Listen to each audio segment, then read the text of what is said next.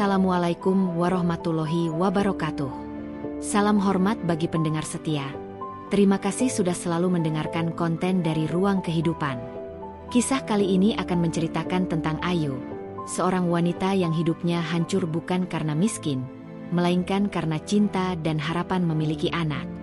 Ia bekerja keras membangun rumah tangga dengan Tono, suaminya, merajut mimpi sederhana di rumah kecil yang mereka yakini akan segera ramai dengan suara tangis bayi. Namun, takdir menjatuhkan vonis yang kejam, merenggut kemampuan rahimnya untuk mengandung. Penderitaan itu diperparah oleh ibu mertua yang dengan kejam menudingnya, mandul, dan tidak berguna, memaksanya keluar dari rumah dan mencampakkan semua impiannya. Bisakah hati yang sudah hancur lulu itu menemukan alasan baru untuk berdetak dan berjuang lagi? Ataukah Ayu akan menyerah pada cap buruk yang diberikan keluarga yang ia cintai?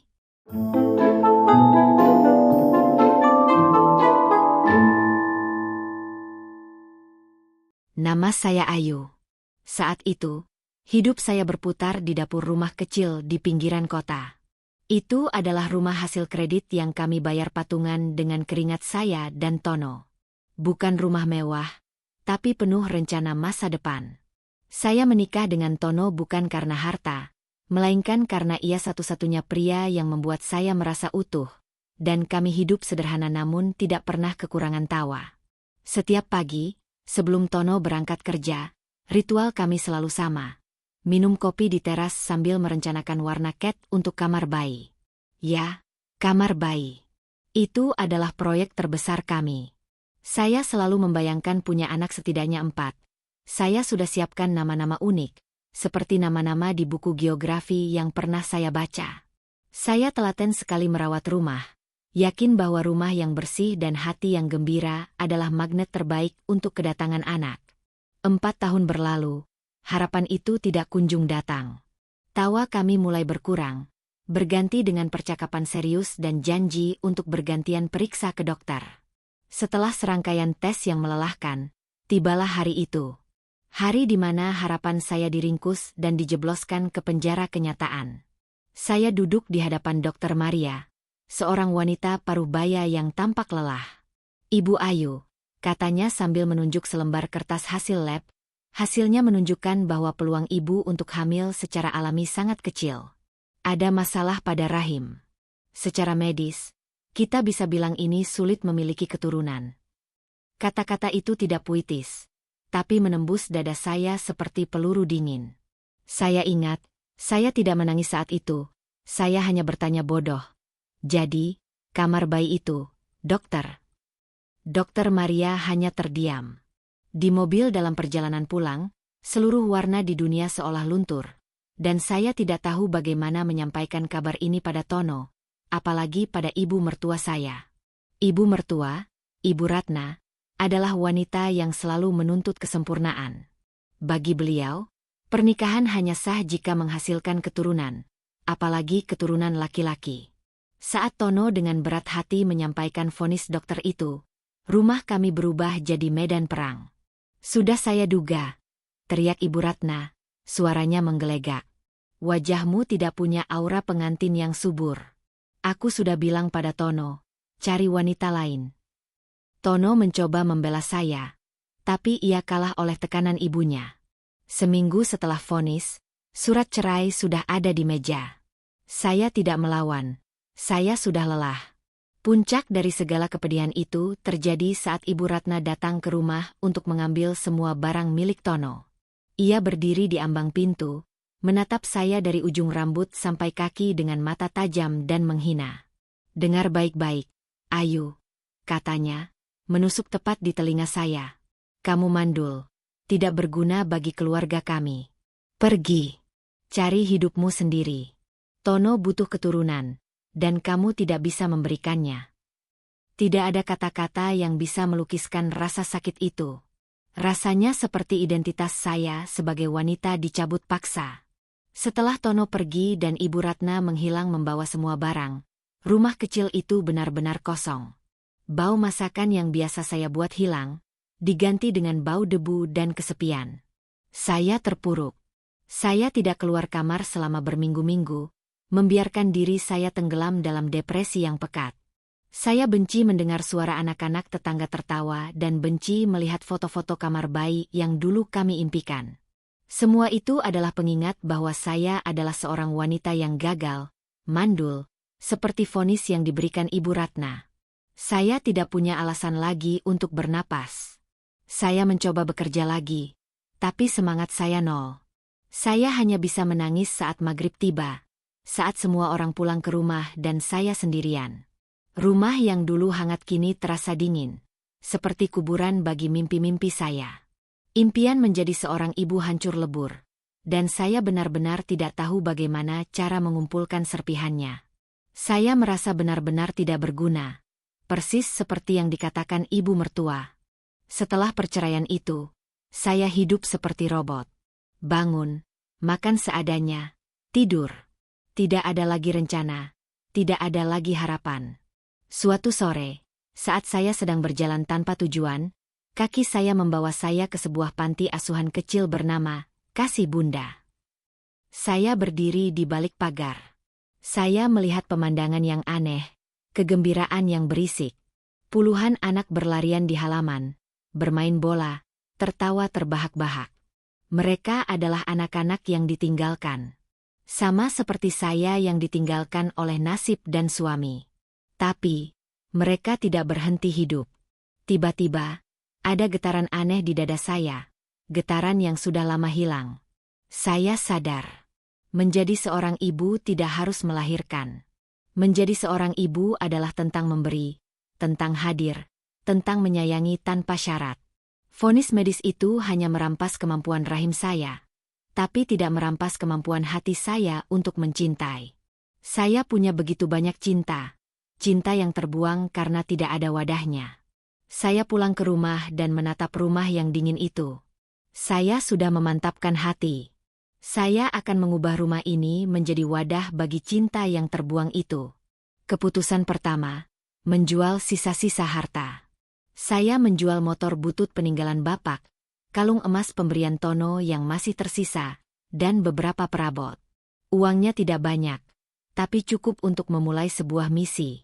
Saya mendatangi panti asuhan Kasih Bunda lagi dan menyampaikan niat saya untuk menjadi ibu asuh, mengambil tanggung jawab penuh atas pengasuhan, dan menggunakan rumah saya sebagai tempat tinggal mereka. Misi saya dimulai lebih cepat dari yang saya kira. Beberapa hari setelah pengurus panti setuju, telepon saya berdering. "Ayu, ada bayi." Suara pengurus panti terdengar panik. Ditemukan di depan pasar subuh. Di dalam kotak kardus mie instan. Saya bergegas ke kantor polisi. Di sana, saya melihatnya. Seorang bayi laki-laki, merah, kecil, menangis tanpa suara. Saya mengangkatnya dengan hati-hati. Saat kulit kami bersentuhan, saya merasakan kehangatan yang belum pernah saya rasakan sebelumnya. Itu adalah sensasi menjadi seorang ibu. Tiba-tiba, rasa sakit karena diceraikan dan divonis mandul lenyap, diganti dengan tanggung jawab yang maha besar. Saya menamainya Bintang. Saya ingin dia menjadi cahaya. Bintang adalah anak pertama saya. Hadiah pertama dari Tuhan setelah semua penderitaan itu. Mengurus Bintang tidak mudah. Ia sering sakit. Saya harus bekerja keras tanpa bantuan siapapun, karena uang hasil penjualan aset makin menipis. Saya harus memutar otak. Apa keahlian saya? Memasak. Saya mengubah dapur yang dulu hanya untuk Tono menjadi dapur catering kecil-kecilan. Saya beri nama, catering rumah kasih. Walaupun saat itu isinya hanya saya dan Bintang. Saya membuat nasi kuning, kue basah, dan lauk pauk sederhana, menjualnya dari mulut ke mulut. Masalah datang bukan hanya dari dompet, tapi dari lingkungan. Pak Budi, tetangga sebelah rumah yang selalu merasa paling benar, adalah yang paling vokal. "Hei, you, rumahmu ini mau dijadikan penampungan anak buangan, ya?" katanya sinis. "Nanti lingkungan jadi kotor. Anak-anakmu itu pasti nakal, pencuri. Urus saja dirimu sendiri, jangan mencari masalah."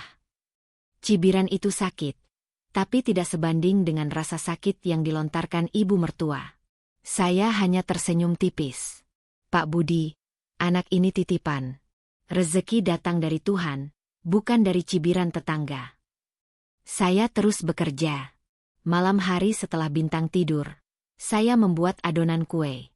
Subuh hari, saya sudah harus mengantar pesanan dengan sepeda butut. Kelelahan itu nyata, tapi setiap kali Bintang tersenyum, saya tahu, saya ada di jalur yang benar. Saya tidak lagi mandul. Saya adalah ibu Bintang, dan itu lebih dari cukup.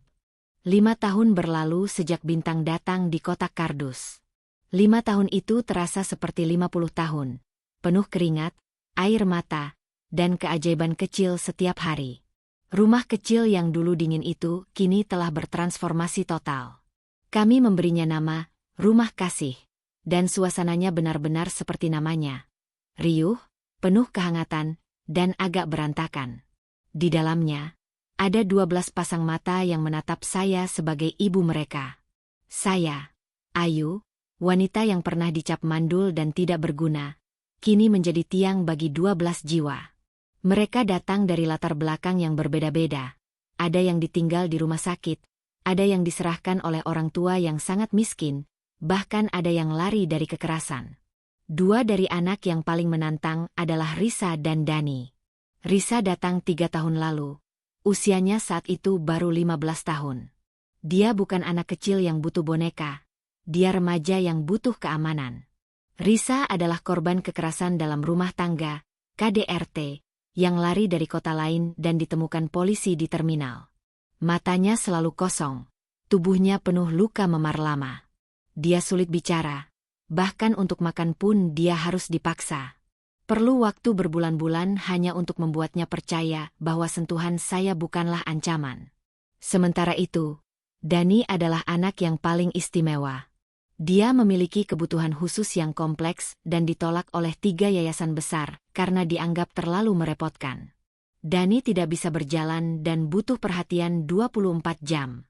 Ketika saya membawanya pulang, saya tahu tantangan saya akan berlipat ganda, tapi saya tidak bisa meninggalkannya. Saya ingat ibu mertua pernah bilang saya tidak berguna, dan kini, anak-anak inilah yang membuktikan betapa salahnya ucapan itu, sebab Dani dan Risa sangat berguna untuk membuat hati saya penuh. Perjuangan harian di Rumah Kasih adalah peperangan tak berdarah setiap hari. Bayangkan, ada 12 anak, dari balita sampai remaja, tinggal di rumah tipe 36. Kami harus bergantian mandi, bergantian memakai toilet. Mengelola keuangan menjadi pelajaran matematika paling sulit di dunia. Bisnis catering, Rumah Kasih, saya sudah berjalan lumayan, tapi pesanan yang besar datangnya tidak tentu. Untuk menambal semua kebutuhan, susu, popok, buku sekolah, seragam, dan obat-obatan Dani, saya harus bekerja keras lagi. Saya memutuskan menjadi pengemudi online pada malam hari.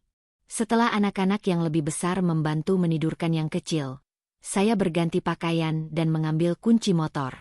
Di jalanan sepi, dari jam 8 malam sampai tengah malam, saya mengantar penumpang atau paket, menyisihkan setiap lembar uang receh. Dinamika di Rumah Kasih juga seperti sirkus. Tawa bisa berubah jadi tangisan, lalu jadi pertengkaran, semua dalam 5 menit. Anak-anak yang lebih tua, seperti Risa dan Bintang, sering terlibat konflik karena berebut kamar atau tugas membersihkan rumah. Tugas saya bukan hanya memberi makan, tapi juga menjadi hakim, guru, dan terapis dadakan. Saya harus mengajarkan Bintang untuk sabar pada Dani yang sering rewel, dan meyakinkan Risa bahwa tidak semua orang dewasa akan menyakitinya. Semuanya harus dikelola dengan uang pas-pasan, di mana uang sisa malam ini harus bisa jadi beras untuk besok pagi.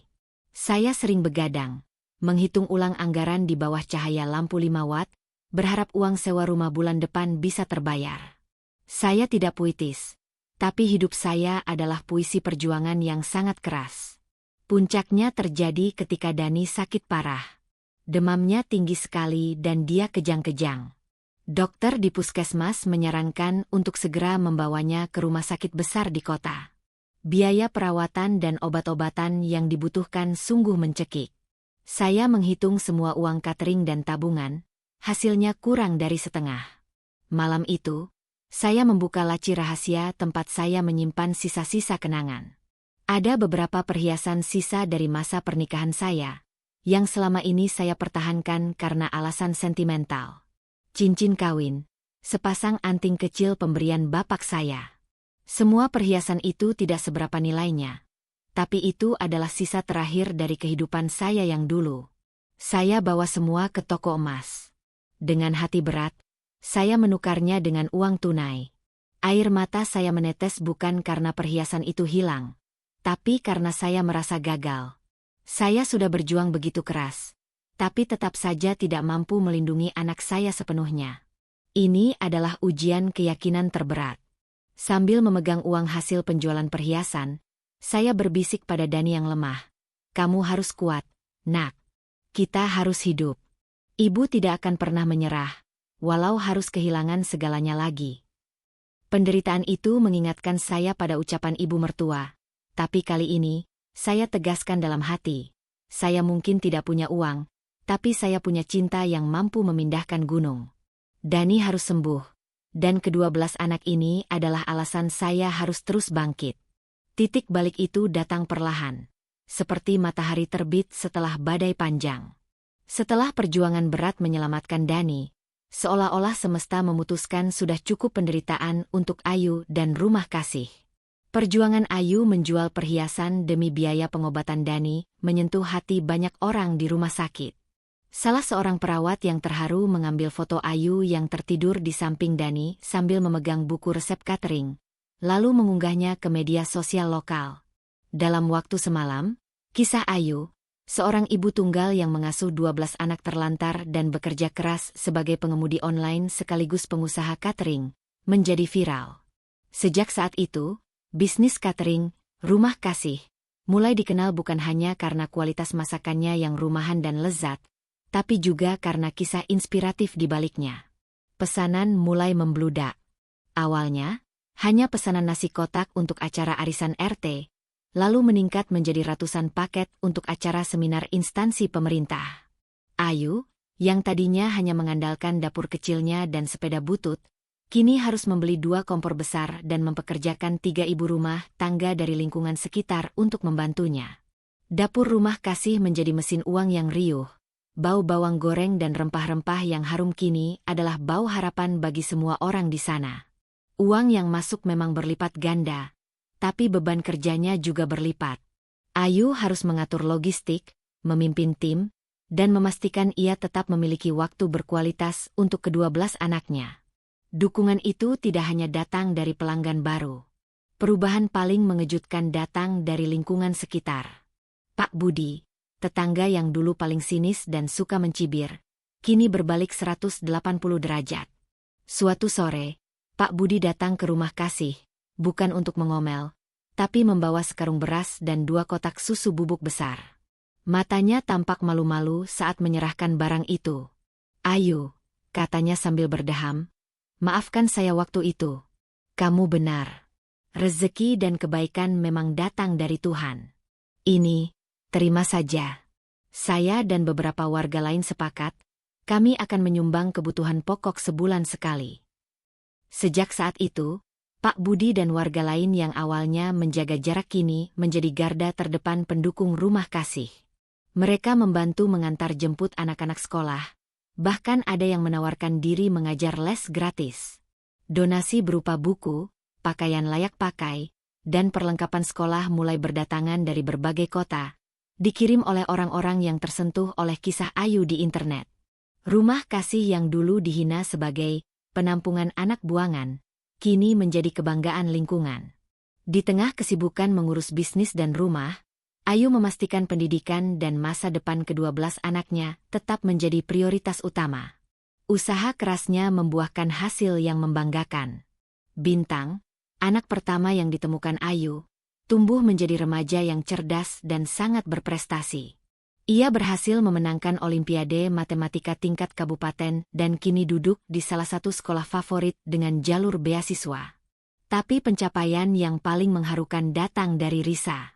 Remaja yang dulu trauma dan sulit bicara itu, kini sudah bisa tersenyum lepas. Dengan pendampingan intensif dari Ayu dan relawan, Risa menemukan bakatnya dalam seni kriya.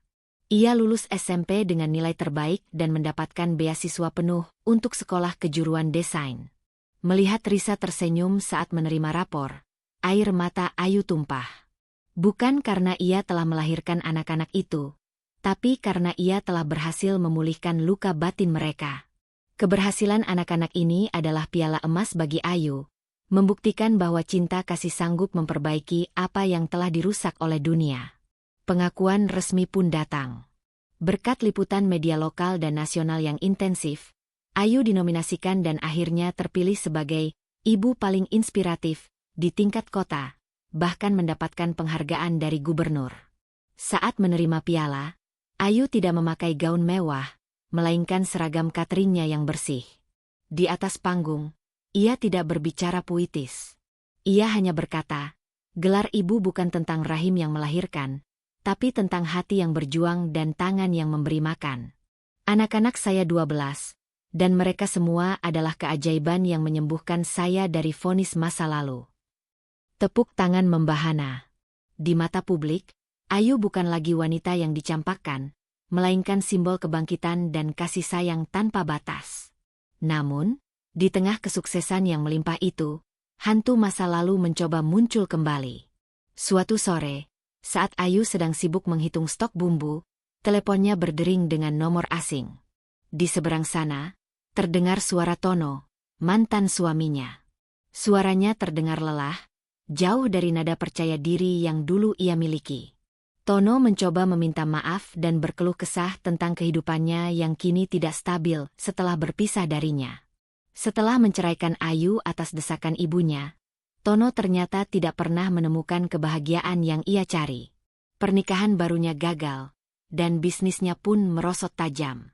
Ia mendengar tentang kesuksesan Ayu dan anak-anaknya, dan berharap Ayu mau membantunya.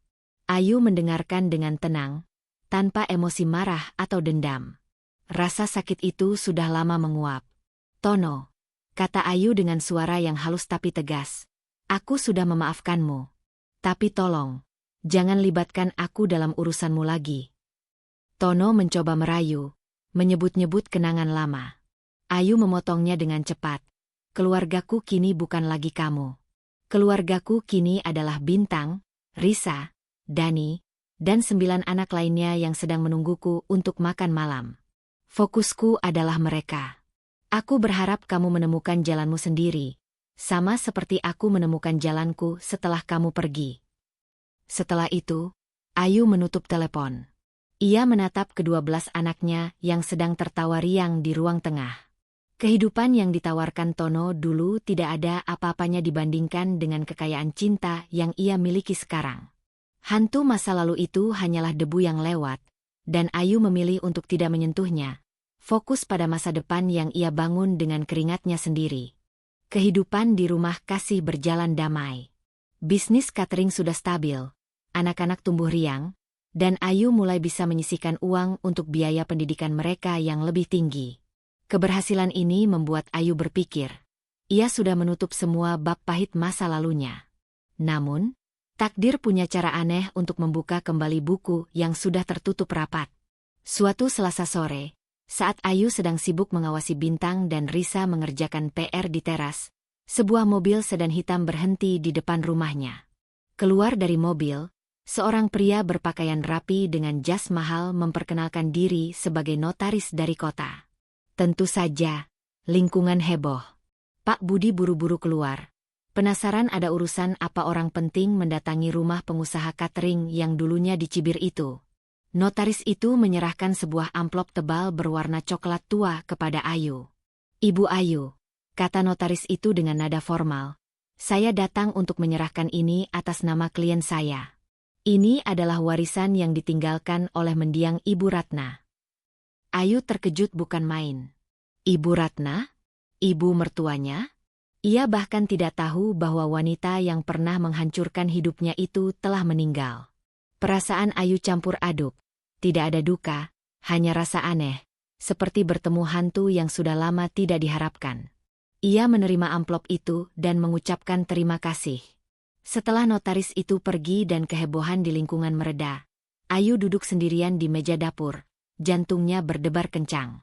Ia berharap surat ini berisi permintaan maaf yang tulus, bukan hanya urusan harta. Dengan tangan gemetar, ia membuka amplop tebal itu. Di dalamnya ada sebuah map yang berisi selembar kertas surat yang ditulis tangan dengan tinta biru tua.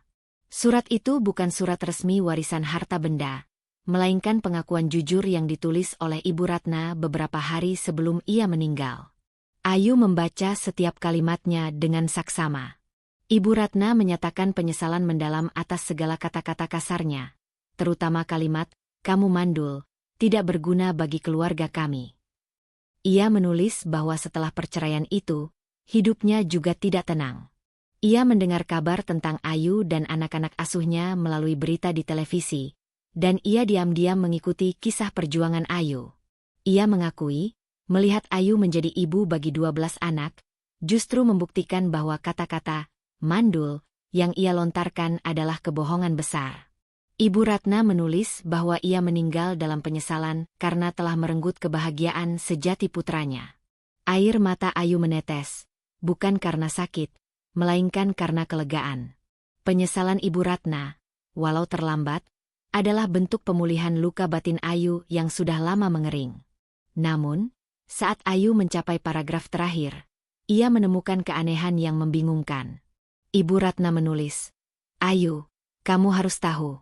Alasan sebenarnya aku menceraikanmu dari Tono. Itu bukan karena vonis mandulmu. Ada hal yang jauh lebih besar yang harus aku lindungi. Aku sudah berusaha menuliskan kebenaran itu. Tapi, waktu tak cukup." Kalimat itu terpotong. Surat itu berakhir di situ, dengan coretan pena yang tampak berhenti mendadak. Ayu membaca paragraf terakhir itu berulang kali. Jika bukan karena vonis mandul, lalu apa? Logikanya tidak masuk. Ibu mertua sangat terobsesi dengan keturunan. Mengapa ia harus memfitnah Ayu sebagai penyebab perceraian? Jika ada alasan lain? Rasa penasaran itu menggerogoti. Ayu merasa seperti sedang menggali harta karun. Dan tepat sebelum mendapatkan peti emasnya, dia disuruh berhenti. Misteri ini terasa janggal dan mengganggu. Ayu mencoba menghubungi notaris itu, tapi notaris hanya menjawab bahwa surat itu adalah satu-satunya dokumen yang dititipkan Ibu Ratna. Ayu menghabiskan beberapa malam memikirkan kejanggalan ini, bertanya-tanya apa hal yang jauh lebih besar yang ibu mertua lindungi. Anak-anak melihatnya murung dan bertanya-tanya, tapi Ayu hanya tersenyum dan berkata sedang memikirkan resep catering baru. Setelah beberapa hari merenung, Ayu mengambil keputusan. Terlepas dari kebenaran yang tersembunyi itu, Ayu memutuskan untuk memaafkan Ibu Ratna. Rasa benci yang dulu pernah ada kini hilang sepenuhnya, diganti oleh kasihan. Ibu mertua meninggal dalam penyesalan, dan itu adalah hukuman yang lebih berat daripada yang bisa diberikan Ayu. Ayu mengambil surat itu, melipatnya dengan rapi, dan menyimpannya di laci pribadinya. Ia berbisik pada dirinya sendiri, "Aku memaafkanmu, Bu Ratna. Dan aku berjanji, aku akan terus melanjutkan misiku." Anak-anak ini adalah bukti bahwa tidak ada vonis yang bisa menghentikan cinta seorang ibu. Janji itu memperbarui semangat Ayu. Ia tidak butuh kebenaran untuk melanjutkan hidupnya. Ia hanya butuh cintanya. Ia kembali ke dapur, tempat ia harus mengurus adonan catering yang sudah menunggu, dan ke-12 anaknya yang kini menjadi warisan sejati, jauh lebih berharga daripada semua harta di dunia. Pagi itu, aula balai desa tempat Ayu menyewa ruangan terasa penuh sesak, hangat, dan harum aroma nasi tumpeng catering buatannya. Hari ini adalah hari besar yang Ayu yakini sebagai penutup sempurna dari semua perjuangannya. Perayaan kelulusan Risa dari Sekolah Kejuruan Desain. Risa, anak asuh yang dulu trauma, kini lulus dengan predikat cum laude dan sudah mengantongi surat perjanjian kerja di sebuah startup fashion terkemuka di ibu kota. Keberhasilan Risa adalah penegasan bagi Ayu bahwa semua keringat dan air mata selama bertahun-tahun telah terbayar lunas. Ke-12 anak asuh Ayu, dari Bintang yang kini sudah semester akhir di kampus teknik, hingga Dani dengan keterbatasannya, berkumpul, mengenakan pakaian terbaik mereka. Wajah-wajah mereka memancarkan kebahagiaan yang riuh, sebuah pemandangan yang takkan pernah bisa dibeli dengan harta. Mereka adalah bukti nyata bahwa cinta kasih bisa membangun kembali apa yang telah dihancurkan oleh kekejaman dunia. Setelah acara resmi selesai dan tumpeng dipotong, tibalah momen yang paling mengharukan. Sesi pemberian hadiah kejutan untuk Ayu dari anak-anak. Hadiahnya adalah cerminan dari pengorbanan dan cinta tak bersyarat. Risa memberikan sebuah dompet kulit buatan tangan pertamanya, hasil dari sisa-sisa bahan praktiknya. Di dalamnya ada uang selembar Rp100.000, gaji pertamanya, yang ia paksa agar Ayu terima sebagai simbol balas budi. Bintang menyumbangkan sebuah sketsa detail blueprint yang ia rancang khusus untuk renovasi rumah kasih agar lebih luas dan layak. Di atas sketsa itu tertulis, "Rumah ini akan jadi yang terbaik, Bu. Janji." Anak-anak yang lebih kecil, termasuk Dani, dengan bantuan Bintang, membuat kartu ucapan raksasa yang dihiasi gambar krayon penuh warna-warni yang berantakan, tapi syarat makna. Saat Bintang membantu Dani menyerahkan kartu itu, air mata Ayu tumpah. Ia memeluk semua anaknya erat-erat, menyadari bahwa inilah gelar paling berharga yang ia miliki, Ibu. Ia adalah ratu yang mahkotanya terbuat dari cinta tulus, dikelilingi oleh kesetiaan yang tak tergantikan. Momen itu terasa sempurna, seolah semua babak penderitaan di masa lalu telah tertutup selamanya oleh kebahagiaan yang meluap-luap. Namun, takdir memang senang bermain. Di tengah riuh rendah kebahagiaan dan sisa potongan kue tumpeng, seorang pria parubaya berpakaian rapi, mengenakan setelan jas abu-abu yang mencolok, menyelinap masuk dan menghampiri Ayu. Ia memperkenalkan diri sebagai pengacara yang berbeda dari notaris sebelumnya, yang bertugas membersihkan aset dan dokumen-dokumen pribadi peninggalan mendiang Ibu Ratna. "Ibu Ayu, saya mohon maaf mengganggu di hari bahagia ini," katanya pelan. Tangannya menyerahkan sebuah map kulit yang tebal dan usang. Ini adalah dokumen yang ditemukan terakhir kali, terselip di balik laci brankas di kamar Ibu Ratna. Beliau meminta agar ini diberikan langsung kepada Anda, dengan segala risikonya. Setelah menyerahkan map itu, pengacara itu segera berpamitan, seolah takut mengganggu pemandangan haru yang ada di depannya. Ayu memandang punggung pria itu yang menjauh, perasaan cemas mulai merayapi hatinya. Ia membawa map itu ke sudut ruangan yang agak sepi. Ayu membuka map kulit itu dan menemukan beberapa lembar dokumen formal yang sudah menguning dimakan usia. Ia tahu ini pasti berkaitan dengan kebenaran yang tidak sempat dituliskan Ibu Ratna di bab 5, sebuah misteri yang menggantung. Ia membayangkan ini mungkin dokumen pengakuan harta yang selama ini disembunyikan. Namun, dugaannya salah. Di dalamnya ada hasil tes medis dan catatan konsultasi dokter dari sebuah rumah sakit spesialis infertilitas bertahun-tahun silam, tepat sebelum perceraiannya. Jantung Ayu berdebar kencang saat matanya membaca nama yang tertulis di dokumen itu. Tono, mantan suaminya. Mengapa Ibu Ratna menyimpan ini? Ayu membalik halaman, dan sebuah diagram rumit menjadi jelas. Dokumen itu adalah bukti medis yang kejam dan terang benderang.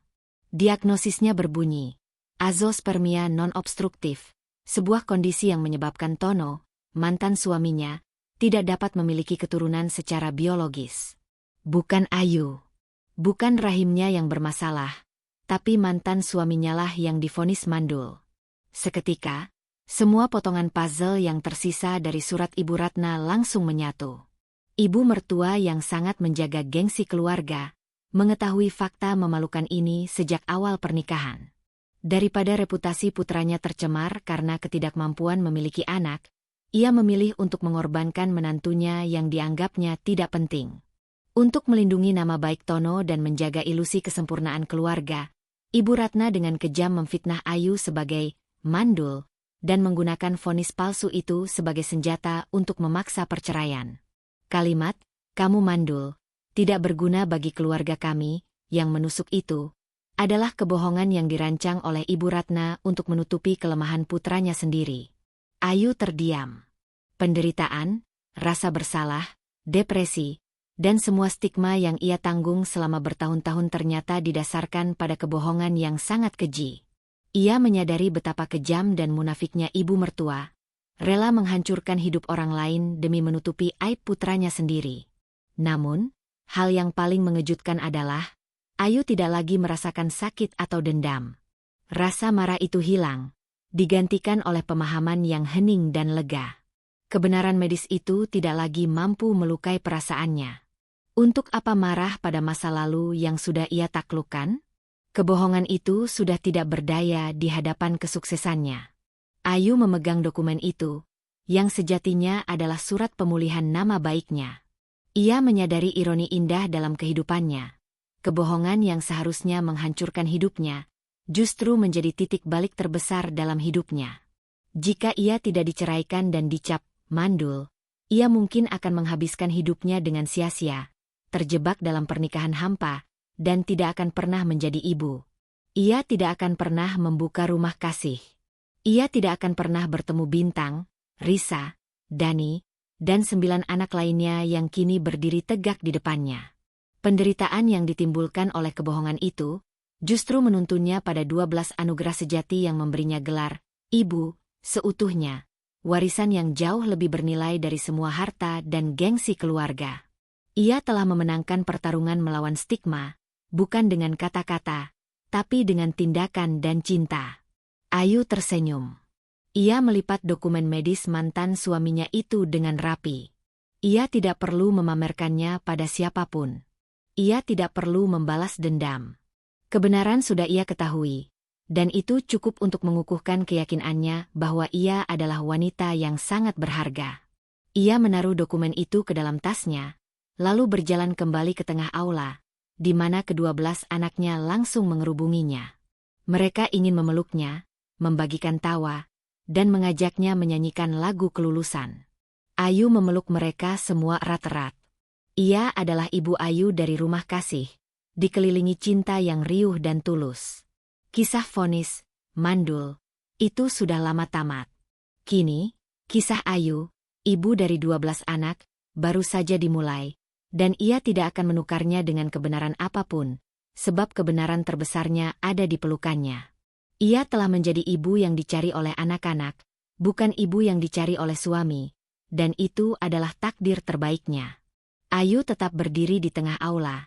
Dokumen yang mengungkap kebenaran kejam itu kini terasa dingin di genggamannya.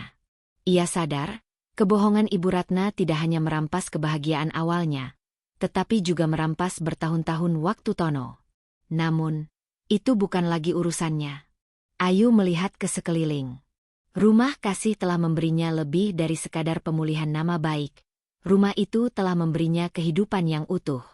Ia melihat Risa sedang tertawa lepas sambil memeluk boneka hadiah kelulusan. Ia ingat saat Risa pertama kali datang, matanya mati, tubuhnya gemetar ketakutan. Kini, Risa adalah wanita muda yang kuat. Ia melihat Bintang dengan sigap membantu Dani minum. Bintang, anak yang ia ambil dari kardus, kini adalah harapan masa depannya. Inilah kekayaan sejati Ayu. Ayu memasukkan dokumen itu ke dalam tasnya, memutuskan bahwa tidak ada gunanya dokumen itu dilihat oleh siapapun, bahkan oleh anak-anaknya. Kebenaran medis itu hanya akan menjadi beban dan catatan kaki yang tidak relevan dalam kisah mereka. Ia telah memaafkan Ibu Ratna, dan kini, ia memaafkan Tono, bukan karena Tono pantas, tetapi karena Ayu pantas melanjutkan hidup tanpa beban dendam. Ia tidak perlu validasi dari dunia atau dari dokumen medis untuk membuktikan bahwa ia adalah seorang ibu. Ke-12 pasang mata yang menatapnya penuh cinta itu adalah validasi yang lebih kuat daripada cap dan stempel rumah sakit manapun. Ia melangkah maju, kembali menyatu dengan keramaian di antara anak-anaknya. Ia mencium kepala Bintang dan merapikan rambut Risa. "Ayo, kita lanjutkan pestanya," seru Ayu, suaranya riang. Pemandangan di depannya adalah harta karun sesungguhnya. Ia telah membuktikan bahwa seorang wanita yang divonis mandul, yang dicampakkan dengan hina, justru sanggup menjadi tiang penopang bagi 12 nyawa yang terbuang. Ia telah mengubah sumpah serapah menjadi nama keluarga. Gelar ibu kini melekat erat, bukan dari darah, melainkan dari cinta, keringat, dan perjuangan. Ayu tersenyum, hatinya dipenuhi kehangatan. Ia adalah ibu dari rumah kasih, dan itulah warisan sejati yang akan ia bawa hingga akhir hayatnya.